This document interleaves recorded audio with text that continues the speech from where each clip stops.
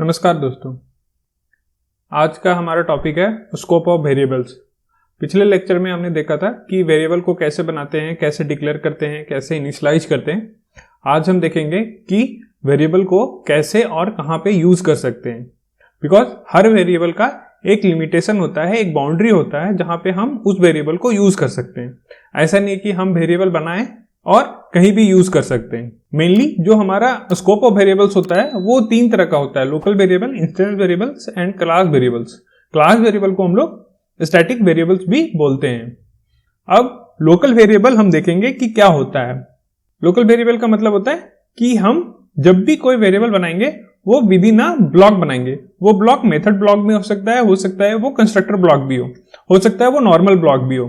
तो जब भी हम वेरिएबल को with in a block declare करेंगे तो हम उसे उसी ब्लॉक के अंदर ही यूज कर सकते हैं। तो यहाँ पे देखो, जिस तरह मैंने यहाँ पे इंट बनाया है, इंट ए, ये एक मेथड का आर्गुमेंट है। तो ये इस मेथड का, ये वेरिएबल इस मेथड का लोकल वेरिएबल हुआ। उसी तरह मैंने यहाँ पे इंट बी बनाया है जो कि इस मेथड के अंदर लोकल है। हम बी को सिर्फ with in a method use कर सकते हैं, ठीक है। उसी तरह हम ये वेरिएबल को कंस्ट्रक्टर में भी डिक्लेयर कर सकते हैं और नॉर्मल ब्लॉक में भी। नॉर्मल ब्लॉक कैसे बनाएंगे?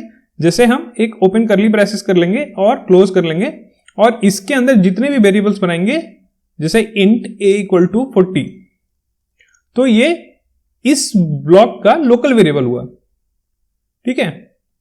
अब हम देखेंगे इंस्टेंट वेरिएबल्स। इंस्टेंट वेरिएबल्स को हम ग्लोबल वेरिएबल भी बोलते हैं। क्या बोलते हैं? Global variables. ओके, हम इंस्टेंट वेरिएबल उस वेरिएबल को बोलते हैं जिसे यूज करने के लिए हम किसी भी क्लास का इंस्टेंस बनाना जरूरी है, यानी कि किसी भी क्लास का ऑब्जेक्ट बनाना जरूरी है। ओके, तो यहां पे देखो, मैंने एक वेरिएबल डिक्लेयर किया है इंट वैल, क्लास लेवल में मैंने डिक्लेयर किया है। ओके, और इसे यूज कैसे करेंगे? हम ए क्लास का इंस्टेंस बनाएंगे, यानी ऑब्जेक्ट बनाएंगे। यहां पे देखो आप, मैंने एक ए क्लास का ऑब्जेक्ट क्रिएट किया है, ओके, और इसका रेफरेंस वेरिएबल ये ए है। एंड देन मैं इस ए को यूज करके मैं वैल को यूज कर रहा हूं यहां पे। ओके, तो इस तरह हम इंस्टेंस वेरिएबल को यूज करते हैं।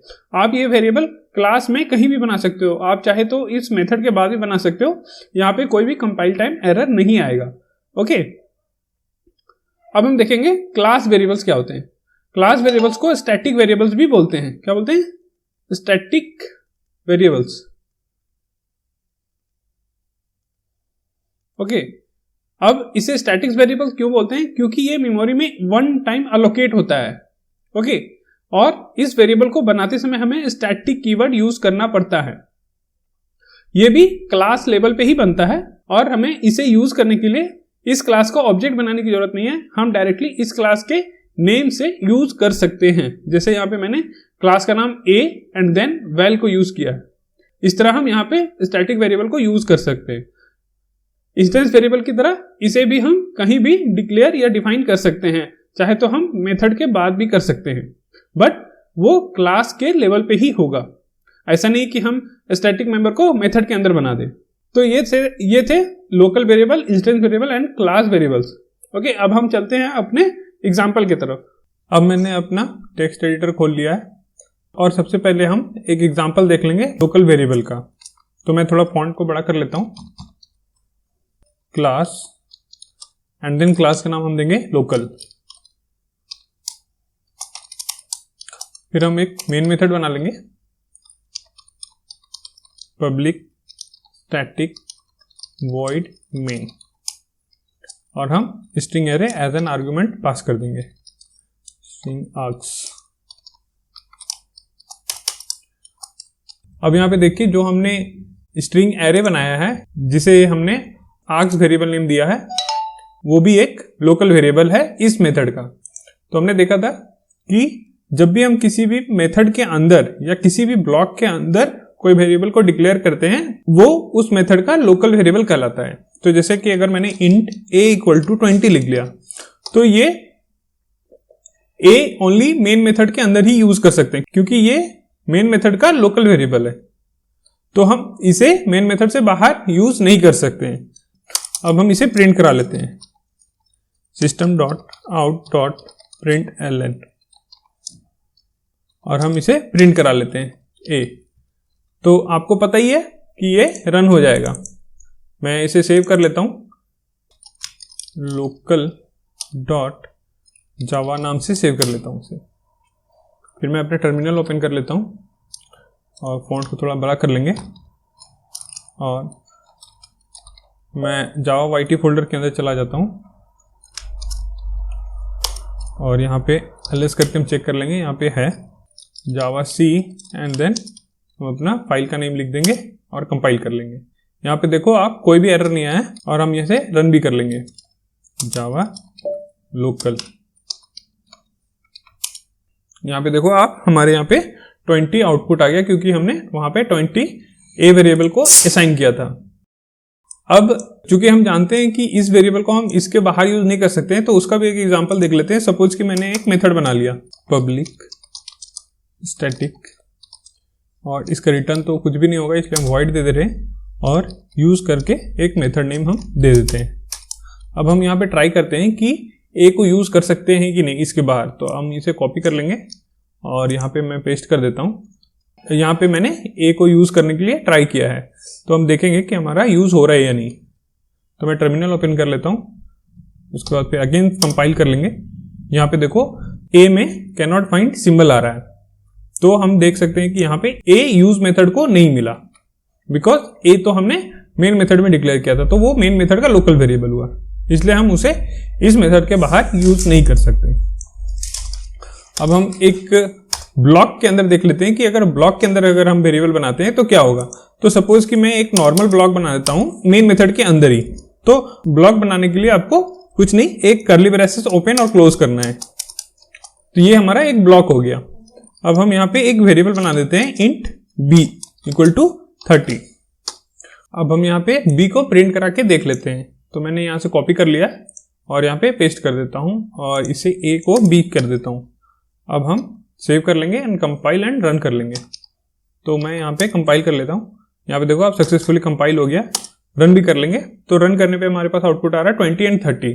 तो आप देखो यहाँ पे a का वैल्यू था 20 और b का वैल्यू था 30, इसलिए हमने प्रिंट करवा लिया। अब हम ट्राई करेंगे कि b को हम इस ब्लॉक के बाहर यूज कर सकते हैं या नहीं। तो मैं अगेन यहाँ पे पेस्ट कर दूंगा और यहाँ पे a को b कर दूंगा। आप यहाँ देखो b इस ब्लॉक के अंदर है और मैं b को इसके बाहर एक्सेस करने के लिए ट्राई कर रहा हूं। तो मैं इसे सेव कर लेता हूं और कंपाइल कर लेता हूं। यहाँ पे देखो आप कंपाइल नहीं हो रहा है, क्या बोल रहा है, can not find symbol b, variable b उसे नहीं मिला क्योंकि वेरिएबल b इस ब्लॉक का लोकल वेरिएबल था। तो इसलिए हम b को ब्लॉक के बाहर यूज नहीं कर सकते। तो ये हो गया लोकल वेरिएबल का एग्जाम्पल। अब हम देखेंगे इंस्टेंस वेरिएबल। तो मैं एक नया टैब ओपन कर लेता हूं और यहां पे भी फॉन्ट बढ़ा लेता हूं। अब मैं एक और क्लास बना लूंगा। क्लास का नेम दे दूंगा इंस्टेंस और यहां पे भी एक मेन मेथड बना लेंगे पब्लिक स्टैटिक वॉइड मेन, और यहां पे भी मैं आर्गुमेंट पास कर देता हूं स्ट्रिंग एरे, और यहाँ पे एक इंस्टेंस वेरिएबल का एग्जांपल देखेंगे। तो इंस्टेंस वेरिएबल क्या होता है, इंस्टेंस वेरिएबल क्लास लेवल पे होता है। तो ये यहाँ पे ये क्लास का ब्लॉक है, ये क्लास का ब्लॉक है। तो जब भी हम इंस्टेंस वेरिएबल बनाएंगे तो क्लास लेवल पे बनाएंगे, ना कि हम मेथड लेवल पे बनाएंगे, ना कि ब्लॉक लेवल पे बनाएंगे। तो सबसे पहले मैं एक वेरिएबल बना लेता हूँ। यहाँ पे मैं एक वेरिएबल बना लेता हूँ इंट a इक्वल टू 70। तो यहाँ पे मैंने एक वेरिएबल बना लिया a, जिसको मैंने वैल्यू असाइन कर दिया 70। अब हम इसे एक्सेस करेंगे। तो हमें पता है कि मेन मेथड सबसे पहला मेथड होता है एग्जीक्यूट करने के लिए। तो सबसे पहले मैं मेन में इस वेरिएबल को एक्सेस करने के लिए ट्राई करूंगा। बिकॉज ये इंस्टेंस वेरिएबल है तो हम इसे डायरेक्टली a लिख के यूज नहीं कर सकते। तो सबसे पहले हमें इस क्लास का ऑब्जेक्ट बनाना पड़ेगा। तो इस क्लास का एक ऑब्जेक्ट बना लेते हैं। सबसे पहले मैं इस क्लास का एक वेरिएबल डिक्लेयर कर देता हूं इंस्टेंस i, एक वेरिएबल मैंने डिक्लेयर कर दिया। अब इसका ऑब्जेक्ट कैसे बनाएंगे, ऑब्जेक्ट बनाने के लिए हम न्यू कीवर्ड यूज करते हैं। किसी भी क्लास का ऑब्जेक्ट बनाने के लिए हम न्यू कीवर्ड यूज करते हैं। ये क्या करता है कि क्लास का ऑब्जेक्ट बनाता है और वो ऑब्जेक्ट हमारे हीप मेमोरी में स्टोर होता है और उसका रेफरेंस i में स्टोर हो जाता है, यहाँ पे i पे स्टोर हो जाता है। तो न्यू एंड देन हम इंस्टेंस लिखेंगे। इंस्टेंस क्यों लिख रहे हैं? क्योंकि क्लास का नाम इंस्टेंस है, इसलिए हम इंस्टेंस लिख रहे हैं यहाँ पे, और ये डिफॉल्ट कंस्ट्रक्टर को कॉल कर रहे हैं। तो यहाँ पे यहाँ से एक ऑब्जेक्ट क्रिएट होगा और उस ऑब्जेक्ट का रेफरेंस आई में स्टोर हो जाएगा। देन हम आई वेरिएबल के थ्रू हम ए को यूज कर सकते हैं। अब हम यहाँ पे प्रिंट करा लेंगे system dot out dot println, और यहाँ पे मैं अब यहाँ पे ए को एक्सेस करेंगे। ए को एक्सेस कैसे करेंगे? आई जो कि है एक वेरिएबल इंस्टेंस क्लास का, देन हम यहाँ पे ए लिखेंगे बिकॉज ये इस क्लास का एक वेरिएबल है, इंस्टेंस क्लास का एक वेरिएबल है, इसलिए हम आई डॉट ए लिखेंगे। इस तरह हम क्लास के मेंबर्स को एक्सेस करते हैं थ्रू इट्स रेफरेंस वेरिएबल। अब हम इसे सेव कर लेंगे, फाइल का नाम देंगे इंस्टेंस डॉट जावा। ये हमने सेव कर लिया। अब हम इसे रन कर लेंगे। सबसे पहले हम इसे कंपाइल कर लेते हैं, जावा सी एंड इंस्टेंस डॉट जावा। ये कंपाइल हो गया। देन हम इसे रन कर लेंगे, जावा इंस्टेंस।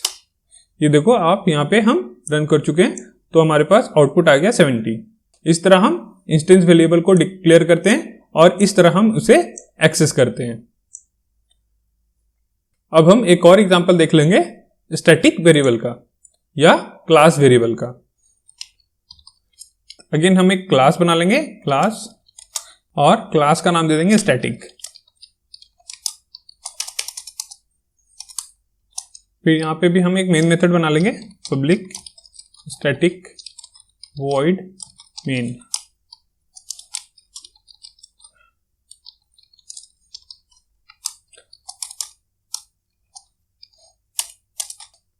अब हम यहाँ पे स्टैटिक वेरिएबल का एग्जांपल देखेंगे या फिर क्लास वेरिएबल का एग्जांपल देखेंगे। तो ये वेरिएबल भी क्लास लेवल पे बनाते हैं, तो इसे बनाने का तरीका ऑलमोस्ट सेम है इंस्टेंस वेरिएबल की तरह, बस हम वेरिएबल के आगे स्टैटिक कीवर्ड लिख देते हैं। तो हम यहाँ पे एक स्टैटिक वेरिएबल बना लेंगे या फिर क्लास वेरिएबल बना लेंगे। तो सबसे पहले मैं एक वेरिएबल डिक्लेयर करता हूं, तो उसके लिए हम सबसे पहले क्या लिखेंगे? Static int a equal to 40। तो ये हमारा स्टैटिक वेरिएबल बन चुका है। अब इसे एक्सेस करने के लिए हमें इंस्टेंस या ऑब्जेक्ट क्रिएट करने की जरूरत नहीं है, हम इसे डायरेक्टली क्लास नेम के थ्रू यूज कर सकते हैं। तो इसे कैसे यूज करेंगे? सबसे पहले मैं इसे प्रिंट करा लेता हूं, system dot out dot println। अब हम इसे यूज करेंगे क्लास के नेम के साथ, स्टैटिक, देन हम इसके आगे डॉट लिखेंगे और वेरिएबल का नाम देंगे a, जो हमने यहां पे क्रिएट किया था। अब इसे हम सेव कर लेंगे और फाइल का नाम दे देंगे स्टैटिक डॉट जावा। ये हमने सेव कर लिया। देन हम इसे कंपाइल कर लेते हैं, जावा सी स्टैटिक डॉट जावा। ये कंपाइल हो गया। अब हम इसे रन कर लेंगे, जावा स्पेस स्टैटिक। ये देखो हमारे पास 40 आउटपुट आ गया है जो हमने यहाँ पे स्टोर किया था। तो ये तरीके होते हैं स्टैटिक वेरिएबल बनाने के लिए, इंस्टेंस वेरिएबल बनाने के लिए। यहाँ पे ऐसे ऑब्जेक्ट क्रिएट करना पड़ता है उसको यूज करने के लिए, एंड देन लोकल वेरिएबल हम किसी भी मेथड या ब्लॉक के अंदर बनाते हैं। अगर आपको ऐसे वीडियो अच्छे लग रहे हैं तो प्लीज मेरे चैनल को सब्सक्राइब करें और इस वीडियो को लाइक करें।